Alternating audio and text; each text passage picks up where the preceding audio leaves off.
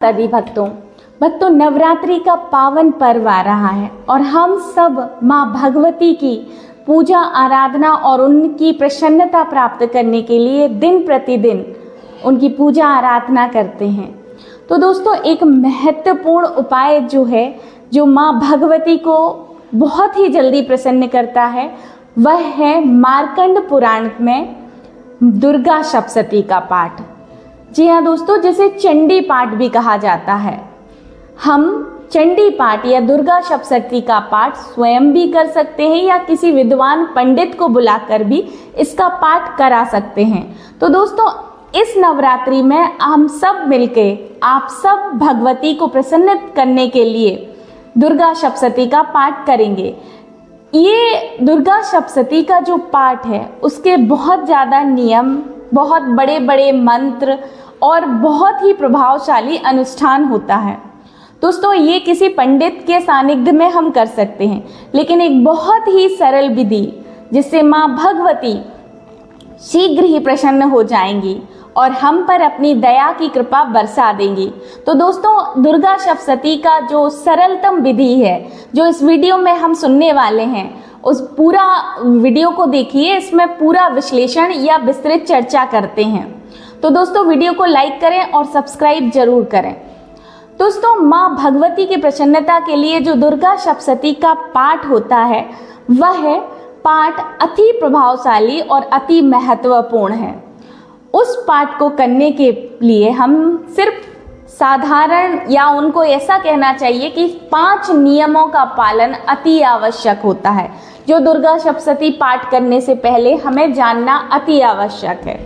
तो सबसे पहले जो अनुष्ठान होता है, अनुष्ठान से पहले जो सबसे पहला नियम होता है जिसे जानना हमें जरूरी है, तो सब यह है कि आप जब पाठ करने बैठते हैं तो आप पुस्तक को हाथ में लेके नहीं पढ़ेंगे। दोस्तों, या तो लकड़ी का पाटा रखिए या जो लकड़ी की रहल आती है जिस पे हम भगवत गीता या रामायण रख के पाठ करते हैं, उसी रहल से रखकर हम दुर्गा सप्तशती का पाठ प्रारंभ करेंगे। हाथ में या जब हम पालती बना के बैठते हैं तो हमारे पैरों पे माँ भगवती का यह अति महत्वपूर्ण ग्रंथ नहीं रखना है। दोस्तों, दूसरा जो नियम आता है वो यह आता है कि जब आप माँ भगवती का अनुष्ठान या संकल्प लेके पाठ करते हैं तो आपको पाठ में बीच में बिल्कुल नहीं उठना है। अगर बहुत ज़्यादा इमरजेंसी हो तो एक अध्याय समाप्त करके माँ से क्षमा याचना करके उठ सकते हैं और फिर वह पाठ वहीं से शुरू करना है, अन्यथा वह पाठ पूर्णतः निष्फल हो जाता है। दोस्तों, तीसरा नियम जो होता है वो ये होता है कि आपको जो भी अध्याय पढ़ रहे हो या जो भी ग्रंथ पढ़ रहे हो, जैसे चंडी पाठ है या दुर्गा सप्तशती जिसे कहते हैं, उस पाठ की आपको संपूर्ण जानकारी होनी चाहिए। बिना जानकारी के आप पाठ ना करें। जैसे कि अपन दुर्गा सप्तशती का पाठ करते हैं तो उसमें 535 श्लोक होते हैं, 108 अर्ध श्लोक होते हैं, 57 वाच्य होते हैं और ये सब मिला के लगभग 700 श्लोक होते हैं दुर्गा सप्तशती में। इस प्रकार की छोटी बड़ी जानकारी आपको उस ग्रंथ की होनी चाहिए। चौथा जो नियम होता है वह यह होता है कि हमें स्पष्ट भाषी होना चाहिए। पाठ करते टाइम शब्दों का गलत उच्चारण नहीं करना है आपको। दूसरी चीज ये है कि ना बहुत तेजी से बड़बड़ करते हुए आपको पाठ करना है, ना बहुत स्लो पाठ कर रहे हैं। आपको मध्यम स्वर में रस लेके भाव के साथ माँ भगवती के शरण में आके हमें पाठ करना है दुर्गा सप्तशती का। और 5वां शब्द होता है, 5वां जो नियम होता है, उसमें 4 शब्दों का इस्तेमाल आपको बिल्कुल नहीं करना है। जैसे अध्याय समाप्त हो जाता है तो हम अक्सर ये बोलते हैं इति, वध, अध्याय या फिर समाप्त। इन शब्दों का आपको इस्तेमाल नहीं करना है। इनसे अगर आप इति कहते हैं तो आपकी लक्ष्मी का नाश होता है, आप बद कहते हैं तो आपके कुल का नाश होता है, आप समाप्त कहते हैं तो आपके पास विपत्तियां आती हैं, और अध्याय कहते हैं तो आपके प्राणों पे संकट आता है। तो दोस्तों, इन शब्दों को बिल्कुल ना पढ़ें। इनके जब कोई अध्याय समाप्त होता है तो एक मंत्र है, लेकिन मैं विधि सरलतम बता रही हूं, इसलिए आप माँ भगवती को प्रणाम करें और अध्याय समाप्त करके दूसरा अध्याय का पाठ करें। बस आपको माँ भगवती की जय बोल के आगे बढ़ना है।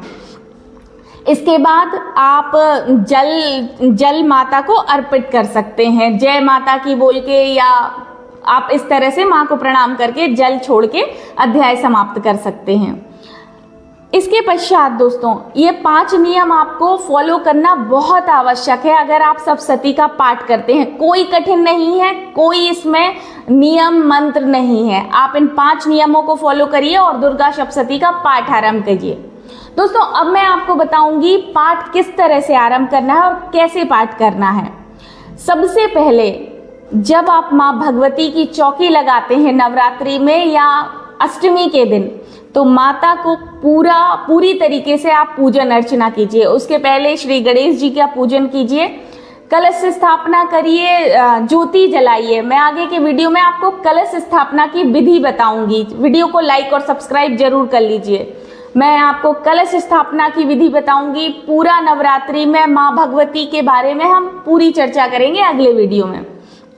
तो दोस्तों सबसे पहले माता को पूरी पोषोपचार से, नैवेद्य से धूप दीप लगाइए, पूजा अर्चना कीजिए। उसके पश्चात आसन बिछाइए अपना। हमेशा याद रखिए जब भी आप कोई अनुष्ठान करते हैं या आप अपने जीवन में ये नियम ही बांध लीजिए कि आसन आपका स्वयं का होना चाहिए। उस आसन पे कोई दूसरा व्यक्ति बैठ के पूजा ना करे। इससे क्या होता है कि अगर आप ही लगातार कई सालों तक एक आसन का इस्तेमाल करके पूजा करते हैं तो आपका आसन सिद्ध हो जाता है, और अगर किसी दूसरे के आसन पर बैठ के आप पूजा करते हैं तो वो आसन के द्वारा दूसरे को पूजा का फल प्राप्त होता है। इसलिए आसन स्वयं का रखें। अपना आसन बिछाइए और अपने सामने लकड़ी का पाटा या रहल रख के माँ भगवती की वो पुस्तक जो सप्तशती की है उसको रखिए। उसके पश्चात माँ भगवती की उस पुस्तक की पूजा अर्चना करिए। चंदन रोली अक्षत से धूप दीप दिखाइए और माता को प्रणाम कीजिए और उस पुस्तक को प्रणाम कीजिए। उसके बाद अपने ऊपर जल छिड़कें, अपना शुद्धिकरण करें, आचमन करें, आसन को शुद्ध करें। उसके पश्चात आप गणपति जी का पूजन करें और माँ से विनती करें कि मेरा यह पाठ आप स्वीकार करें, किसी प्रकार का विघ्न ना आए। इससे आपका पाठ पूरा होने में माँ भगवती आपकी सहायता करेंगी। इसके पश्चात आप जो पाठ करने बैठेंगे दुर्गा सप्तशती का, सबसे पहले तो ये बात ध्यान रखिए कि दुर्गा सप्तशती का पाठ कीलिक है। उसको निष्कीलन करने के लिए एक साधारण सी विधि यह है कि सबसे पहले आपको सिद्ध कुंजिका स्त्रोत का पाठ करना है जो दुर्गा सप्तशती के लास्ट में होती है। तो सर्वप्रथम दुर्गा सप्तशती के पहले आपको सिद्ध कुंजिका स्त्रोत का पाठ करना है। उसके पश्चात, और याद रखिए जब सिद्ध कुंजिका स्त्रोत का पाठ करें तो उसमें जो मूल भाग है अर्थात जो विशेष माँ भगवती का मंत्र है उसको स्पष्ट उच्चारण पूर्वक पाठ करें। उसके पश्चात कवच का पाठ करें, अर्गला का पाठ करें और कीलक का पाठ करें। इसके पश्चात आपको अध्याय का पाठ करना है। अध्याय समाप्त होने के पश्चात वापस से सिद्ध कुंजिका स्त्रोत का पाठ करें और क्षमा याचना करें जो आपकी दुर्गा सप्तशती की पुस्तक में लिखा हुआ है। दोस्तों बहुत सारे और नियम हैं, जैसे सूक्त होते हैं, रात तंत्रोक्त सूक्त, और भी बहुत सारे हैं, लेकिन ये सब महान विद्वान पंडित लोग पढ़ सकते हैं। हम साधारण विधि बता रहे हैं। अब इस बात का ध्यान रखना है कि अगर आप नवरात्रि में यह पाठ करते हैं तो आपको प्रथम दिन पहले अध्याय का पाठ करना है, मतलब सिद्ध कुंजिका का, कवच, अर्गला और कीलक। उसके पश्चात पहले अध्याय का, उसके बाद वापस कुंजिका और क्षमा याचना करके आप उठ सकते हैं। पहले दिन का पाठ समाप्त हो जाता है। दूसरे दिन आप जो पाठ करेंगे उसमें दूसरा और तीसरे अध्याय का पाठ करना है। तीसरे दिन आपको शुरुआत करनी है चौथे अध्याय का पाठ। चौथा अध्याय पाठ करेंगे, समाप्त कर देंगे। तीसरे दिन चौथे अध्याय का पाठ करना है और चौथे दिन 5वां, 6वां और 7वें अध्याय का पाठ करना है। और 5वें दिन आपका पाठ शुरू होगा 9वां और 10वें अध्याय से। इसके पश्चात छठवें दिन 11वें अध्याय का और 7वें दिन 12वां और 13वां अध्याय चलेगा। इस प्रकार आपका दुर्गा सप्तशती का पाठ नवरात्रि में समाप्त हो जाएगा। दोस्तों यह पाठ तो सप्तमी तक का रहा, लेकिन ध्यान रखिए अष्टमी का दिन महापूजा का दिन होता है। इस दिन संभव हो सके तो आप पूरा सप्तशती का अनुष्ठान करें, क्योंकि अष्टमी के दिन माँ भगवती का अति प्रिय दिन होता है। और अष्टमी के दिन अगर दुर्गा सप्तशती का पाठ जिस भी घर में होता है, उस घर में माँ भगवती परमानेंट वास करने लगती हैं, मतलब उनका स्थायित्व निवास हो जाता है।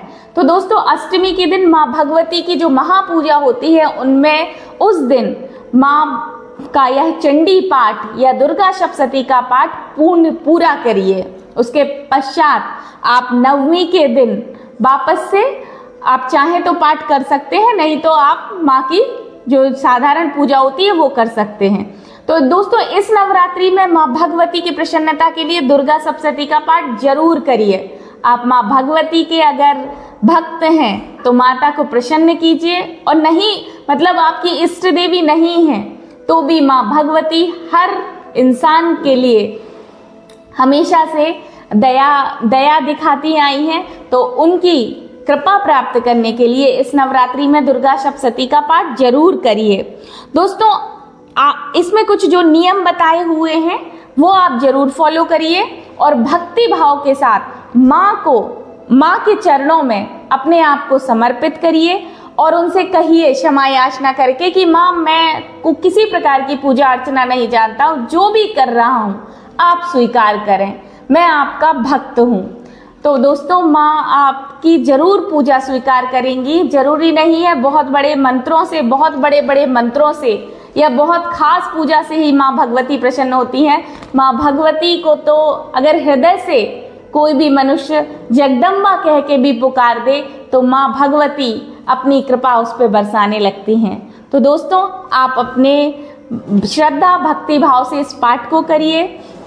दोस्तों कलश स्थापना की विधि मैं नेक्स्ट वीडियो में बताने वाली हूँ। शुभ मुहूर्त क्या कैसा है, वीडियो को लाइक करें। जय माता दी दोस्तों।